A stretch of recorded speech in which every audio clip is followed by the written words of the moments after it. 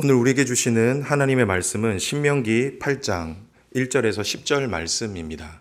신명기 8장 1절에서 10절입니다. 교독하겠습니다. 내가 오늘 명하는 모든 명령을 너희는 지켜 행하라. 그리하면 너희가 살고 번성하고 여호와께서 너희의 조상들에게 맹세하신 땅에 들어가서 그것을 차지하리라. 내 하나님 내게 광야길을 걷게 하신 것을 기억하라. 이는 너를 낮추시며 너를 시험하사 내 마음이 어떠한지 그 명령을 지킬지 않는지 알려 하심이라.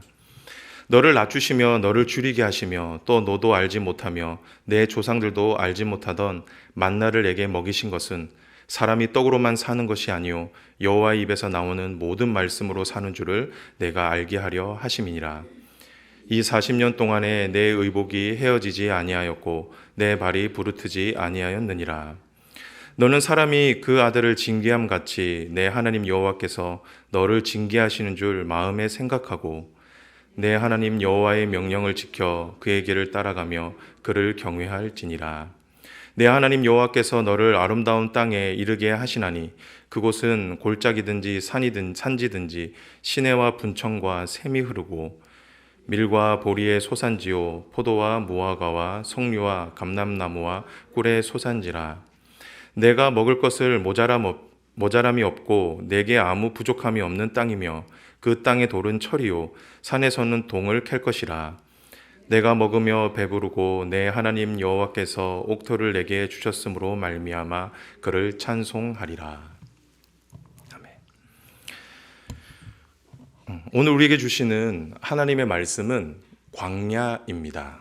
광야에서 성경은 저와 여러분을 가리켜 본향을 향해 가는 순례자들이다라고 말씀합니다. 저와 여러분 모두 약속의 땅을 향해 나아가는 하나님 나라 백성이라는 거죠.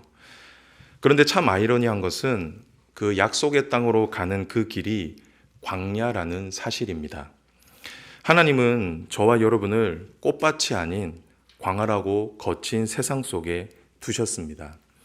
그리고 그 세상을 가로질러 본향으로 가게 하셨죠. 그렇다고 하면 왜 하필 광야일까요?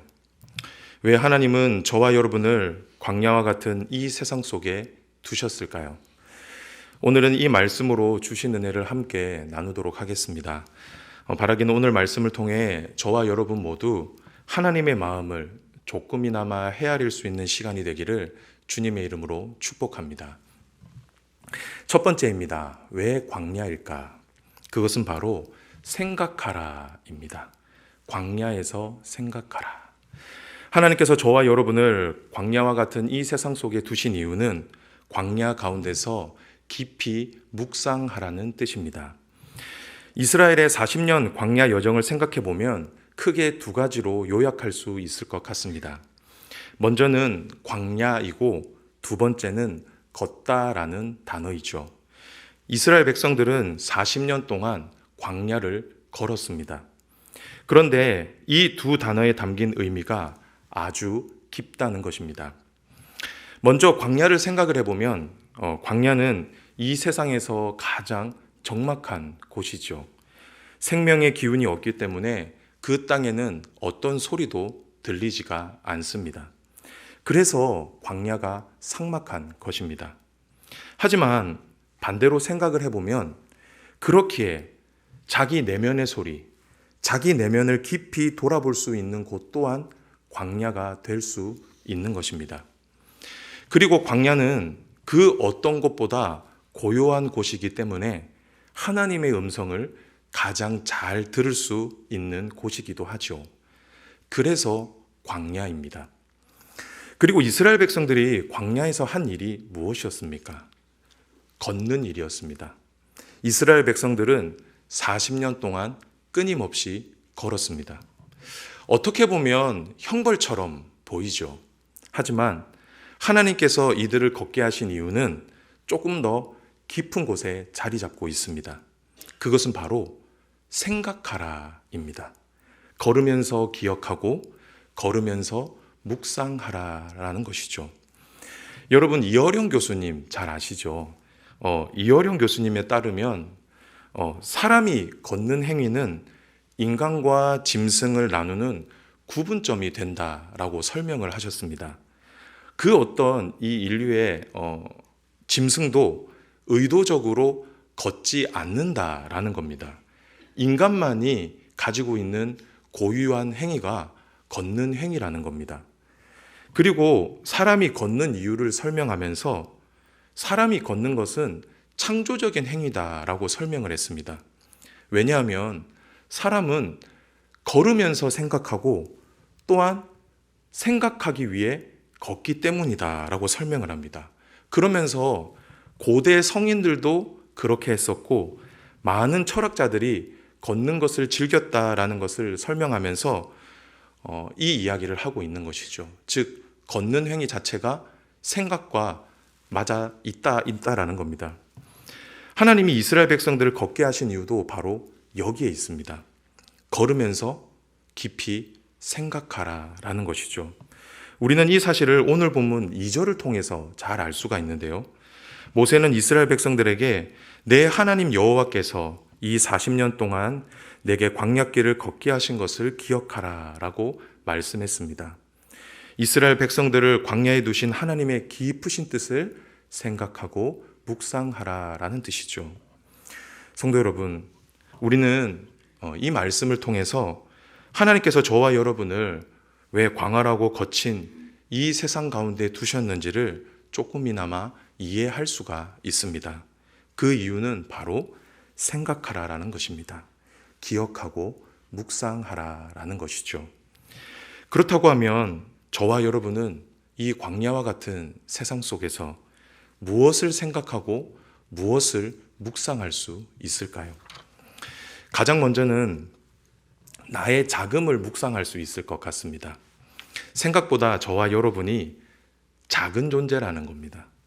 이스라엘 백성들이 광활한 광야 앞에서 작고 연약했던 것처럼 저와 여러분도 이 세상 앞에 작고 무기력한 존재들이다라는 것이죠.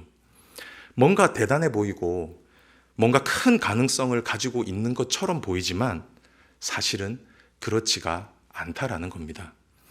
최근 현대과학이 만들어낸 AI 기술을 보면 감탄을 자아냅니다. 그리고 우주로 로켓을 쏘아 올리는 것만 봐도 인류의 진보가 얼마나 대단한지를 우리는 뉴스를 통해서 많이 보고 있지 않습니까? 하지만 우리의 인생을 조금만 더 깊게 들여다보면 전혀 그렇지 않다라는 겁니다. AI 기술과 우주 기술이 제 아무리 발전한다 하더라도 우리는 자기 마음 하나 어떻게 할 수 없는 연약한 존재들이다라는 것이죠. 자기 마음 하나 다스리지 못하는 사람들이라는 겁니다. 그렇지 않나요? 조그만한 환경의 변화만 우리에게 주어져도, 그리고 내 삶에 사소한 문제만 다가오더라도 우리는 잠을 이루지 못하고 무너지는 것이 우리의 연약한 모습이다라는 겁니다. 그래서 하나님께서는 광야를 통해 이 광야와 같은 세상 속에 우리를 두시면서 저와 여러분의 실체를 보게 하셨던 겁니다. 이와 반면에 우리가 두 번째로 묵상할 수 있는 것은 바로 하나님의 크심입니다. 앞서 말씀에서 저와 여러분은 광야와 같은 이 세상 속에서 정말 지극히 연약한 존재라는 것을 묵상할 수 있다라고 배웠죠. 그런데 이런 연약한 인생임에도 불구하고 저와 여러분이 오늘 본문의 이 말씀처럼 옷이 헤어지지 않고 발이 부르트지 않고 지금까지 살아갈 수 있는 이유가 어디에 있었냐라는 겁니다. 바로 하나님의 은혜라는 것입니다. 작고 부족한 우리이지만 우리와 함께 하시고 우리를 먹이시고 입히시고 돌보시는 그 하나님이 계셨기 때문이라는 겁니다. 그렇기에 저와 여러분은 광야와 같은 이 세상 속에서 하나님의 크심, 하나님의 은혜를 더 깊이 생각하고 묵상할 수 있게 된다라는 것이죠. 사랑하는 성도 여러분, 하나님이 저와 여러분을 이 광야와 같은 세상 가운데 두신 이유는 저와 여러분을 미워해서가 결코 아닙니다. 오히려 저와 여러분을 향한 하나님의 깊으신 뜻이 있기 때문입니다. 그것은 바로 저와 여러분이 나의 작음을 인정하고 하나님의 크심을 깊이 묵상하라라는 것이죠. 이것이 저와 여러분을 광야 가운데 두신 그 하나님의 깊으신 마음이라는 겁니다. 간절히 바라기는 저와 여러분 모두 이 깊으신 하나님의 마음을 깨달아 이 세상을 살아갈 때에 하나님의 은혜에 더욱더 깊이 감사하실 수 있는 저와 여러분이 되시길 주님의 이름으로 축복합니다. 두 번째입니다. 왜 광야일까? 그것은 바로 바라보라입니다. 광야에서 바라보라. 하나님이 저와 여러분을 광야와 같은 세상 가운데 두신 이유는 하나님을 향한 시선을 잃지 말라라는 것입니다. 온전히 하나님께만 집중하고 하나님만 의지하라라는 것이죠. 이것이 바로 저와 여러분을 광야 가운데 두신 이유입니다. 앞에서 언급한 대로 광야는 황량한 곳입니다. 생존을 위한 그 어떤 것도 존재하지가 않죠. 그곳에는 뜨거운 태양을 피할 그늘이 존재하지 않습니다. 그렇다고 밤의 추위를 피할 안식처도 없습니다. 그곳에는 생존을 위한 음식도 물도 존재하지 않습니다. 즉, 광야는 소망이 없는 땅이죠. 그래서 하나님은 이스라엘 백성들을 광야로 보내신 겁니다. 이 땅에 소망을 두지 말라라는 것입니다. 오히려 하늘을 바라보고 하늘을 소망하며 살라라는 것이죠.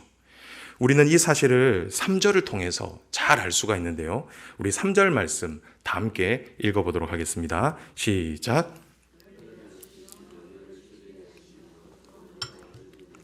내 조상들도 알지 못하던 만나를 내게 먹이신 것은 사람이 떡으로만 사는 것이 아니오 여호와 입에서 나오는 모든 말씀으로 사는 줄을 내가 알게 하려 하심이니라. 아멘. 하나님께서는 이스라엘 백성들이 광야 생활을 하는 동안에 그들을 돌보시고 먹이셨습니다. 낮에는 구름 기둥으로 그들을 지키시고 밤에는 불 기둥으로 그들을 보호하셨습니다. 그리고 그들이 굶주릴 때에는 하늘에서 내리는 만나로 이스라엘 백성들을 배불리 먹이셨습니다. 그리고 목이 마를 때는 반석에서 나는 물로 그들의 목을 축이셨죠. 심지어 그들이 하나님께 고기를 요구했을 때에는 하늘에서 메추라기를 내려 그들에게 먹이셨습니다. 이처럼 하나님은 언제나 이스라엘 백성들을 하늘을 통해서 돌보시고 먹이셨습니다. 왜 그렇게 하셨습니까? 다시 3절 볼까요? 사람이 떡으로만 사는 것이 아니오 여호와의 입에서 나오는 모든 말씀으로 사는 줄을 내가 알게 하려 하심이니라. 무슨 말입니까? 하늘을 바라보며 살라라는 것입니다. 너의 삶에 필요한 모든 걸 채우시는 분은 하나님이시니 이 땅을 바라보지 말고 이 땅에 소망을 두지 말고 하나님께 소망을 두며 하늘을 바라보며 살라라는 것이죠. 하나님은 이것을 가르쳐 주시기 위해 아무것도 없는 광야로 이스라엘 백성들을 보내셨던 것입니다. 사랑하는 성도 여러분, 하나님은 저와 여러분의 공급자가 되십니다. 우리의 생명을 공급해 주시는 분, 그리고 때를 따라 우리를 먹이시고 입히시고, 그리고 우리의 필요를 아시고 필요를 채워주시는 분이 바로 우리 하나님이십니다. 그렇기에 저와 여러분은 이 광야와 같은 세상을 살아갈 때 땅이 아닌 하늘을 바라보며 살아야 합니다. 우리의 공급자 되신 하나님을 바라보며 오직 하나님 한 분만을 의지하며 살아야 한다라는 것이죠. 그런데 문제가 하나 있습니다. 그것은 저와 여러분의 고개가 자꾸 아래로 내려온다라는 겁니다. 우리의 몸은 하늘을 바라보는 것보다, 우리의 시선은 하늘을 바라보는 것보다 땅을 바라보는데 훨씬 더 익숙하다라는 것이죠. 그래서 자꾸 고개가 내려오는 겁니다. 여러분들도 한번 실험해 보십시오. 고개를 들고 사는 것이 편합니까? 아니면 고개를 내리고 사는 것이 훨씬 편하십니까? 고개가 계속 밑으로 내려오죠. 그래서 하나님이 선택하신 것이 바로 시간이었습니다. 이스라엘 백성들의 시선을 고정시키기 위해 하나님이 드린 시간이 몇 년이었습니까? 40년이었습니다. 하나님은 자기 백성들이 하늘을 바라볼 수 있도록 40년이라고 하는 그 긴 시간을 보내셔야만 했던 것이죠. 하지만 이스라엘 백성들은 어떻게 했습니까? 이들은 실패했습니다. 그만큼 하늘만 바라보며 사는 것이 결코 쉬운 일이 아니라는 겁니다. 성도 여러분, 그런데 우리도 그렇지 않습니까? 여러분도 하늘을 보며 사는 것보다 이 땅을 바라보며 사는 게 솔직히 더 편할 겁니다. 목사인 저도 마찬가지입니다. 눈에 보이니 말이죠. 하늘을 바라볼 땐 아무것도 없어 보이는데 그래도 이 땅을 바라보면 뭔가 주워갈 게 있는 것처럼 보이지 않습니까? 그래서 하나님이 선택하신 것이 광야라는 겁니다. 이 땅에 소망을 두지 못하도록 끝까지 하늘을 소망하며 살 수 있도록 이 세상을 거칠고 황량하게 만든 것이죠. 사랑하는 성도 여러분, 저와 여러분의 공급자는 오직 하나님 한 분이십니다. 이 세상이 여러분에게 줄 수 있는 것은 단 하나도 없습니다. 이 세상에 여러분의 인생을 거는 것은 희망 고문에 가깝습니다. 그렇기에 저와 여러분에게 필요한 것은 시선입니다. 믿음의 시선. 이 세상에서 살 길을 찾는 것이 아니라 하나님 안에서 찾는 것이죠. 그래서 시편 기자도 이렇게 고백을 하고 있는 겁니다. 우리 시편 말씀 한번 읽어볼까요? 시작. 내가 산을 향하여 눈을 들리라. 나의 도움이 어디서 올까? 나의 도움은 천지를 지으신 여호와에게서로다. 사랑하는 성도 여러분, 하나님이 저와 여러분에게 바라시는 것은 큰 게 아닙니다. 하나님이 저와 여러분에게 바라시는 건 시선입니다. 시선. 하나님을 바라보고 사는 것, 그리고 공급자 대신 하나님만 의지하며 사는 것이죠. 간절히 바라기는 저와 여러분 모두 하늘을 바라보며 사는 은혜가 있기를 소망합니다. 그리하여 이 세상에서는 결코 줄 수 없는 그 하나님의 공급하심을 날마다 누리며 사실 수 있게 되기를 주님의 이름으로 축원합니다. 마지막인데요. 마지막으로 왜 광야일까? 그것은 바로 예배하라입니다. 광야에서 예배하라. 하나님이 저와 여러분을 광야와 같은 이 세상 가운데 두신 이유는 그곳에서 예배하라라는 말씀입니다. 우리는 앞선 말씀을 통해 우리를 광야 가운데 두신 하나님의 마음을 배웠습니다. 그 첫 번째 이유는 하나님의 은혜를 더 깊이 묵상하라라는 뜻이었습니다. 그리고 두 번째는 하나님을 향한 시선을 고정하라였죠. 그런데 여러분, 하나님을 깊이 묵상하고 하나님께 시선을 고정하는 것, 이것은 무엇을 통해서 이루어지나요? 바로 예배를 통해 이루어집니다. 그렇지 않습니까? 저와 여러분은 예배를 통해 하나님의 은혜를 더 깊이 묵상할 수 있습니다. 그리고 저와 여러분은 예배를 통해 흐트러진 우리의 시선을 다시 한번 하나님께 고정할 수 있죠. 즉 하나님이 광야에서 저와 여러분에게 궁극적으로 바라시는 것은 바로 예배라는 겁니다. 광야에서 예배하라라는 것이죠. 예전 담임 목사님께서 광야에서도 예배하라라는 제목으로 설교를 하신 적이 있습니다. 민수기 말씀이었는데요. 당시 목사님께서는 광야 생활을 하던 이스라엘 백성들의 중심에는 예배가 있었다라고 가르치셨죠. 이스라엘 백성들이 행진할 때, 이스라엘 백성들이 진을 칠 때 이들은 언제나 성막을 중심으로 움직였습니다. 이것은 그들의 삶의 중심에 예배가 있다는 것을 가르쳐주기 위함이라고 말씀했죠. 그런데 왜 하필 광야였습니까? 광야는 이스라엘 백성들이 가장 고단함을 느꼈던 장소였습니다. 생존을 위해 버티는 것마저도 버거웠던 곳이 바로 광야였죠. 그런데 하나님께서는 이런 광야 가운데 이스라엘 백성들에게 예배를 가르치셨다라는 겁니다.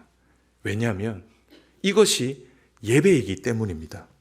예배는 나의 상황이나 형편에 따라 드릴 수 있고 없고의 문제가 아니라 하나님 나라 백성의 존재 목적이라는 것이죠.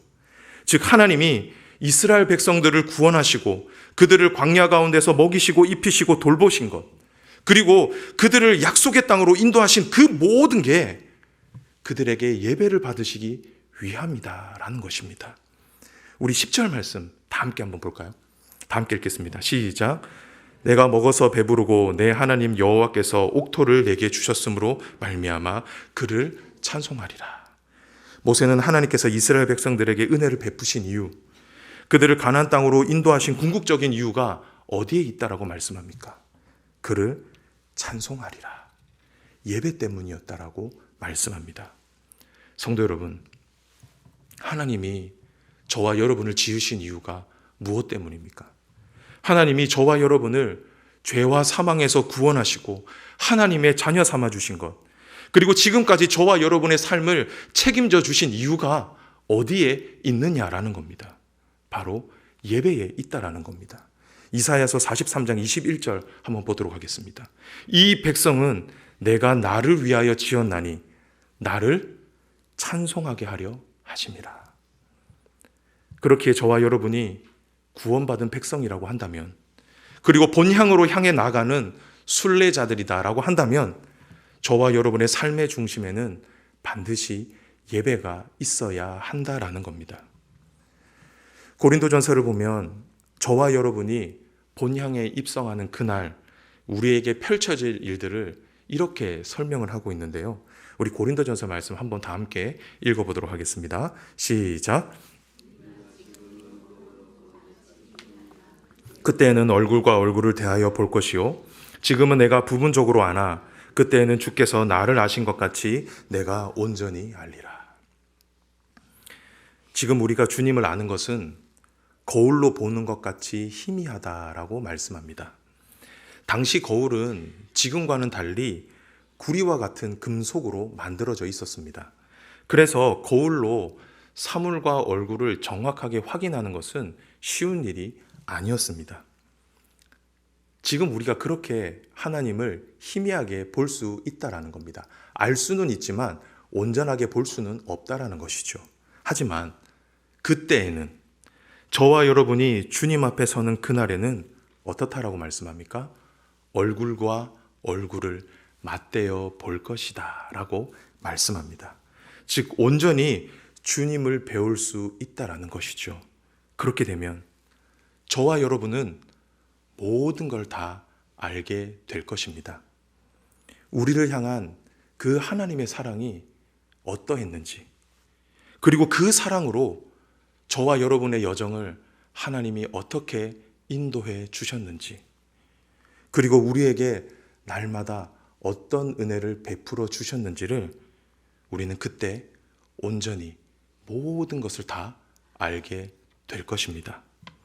그렇게 되었을 때 저와 여러분이 그곳에서, 천국에서 할 수 있는 일이 무엇이겠습니까?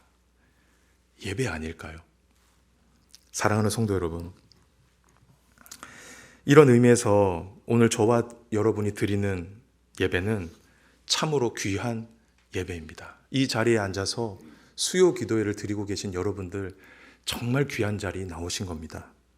온전히 보지 못하고 온전히 깨닫지 못하지만 광야 가운데 하나님께 드리는 이 예배를 하나님은 그 무엇보다 기쁘게 받으실 겁니다.